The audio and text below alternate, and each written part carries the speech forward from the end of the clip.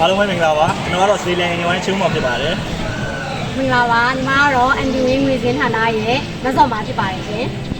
ဒီကိုဘာလို့ရောက်ရှိနေရလဲဆိုတော့ကျွန်တော်တို့ Australian Wine နဲ့ ND Wing ကားပစ္စည်းဆိုင်တို့နှစ်ပေါင်းများစွာလက်တွဲလာမှုအထိမ်းအမှတ်အတွက်သုံးပြိုင်ပွဲသို့ရောက်ရှိနေရပဲဖြစ်ပါတယ်ကျွန်တော်တို့နဲ့အတူ like ကြည့်လိုက်အောင် Go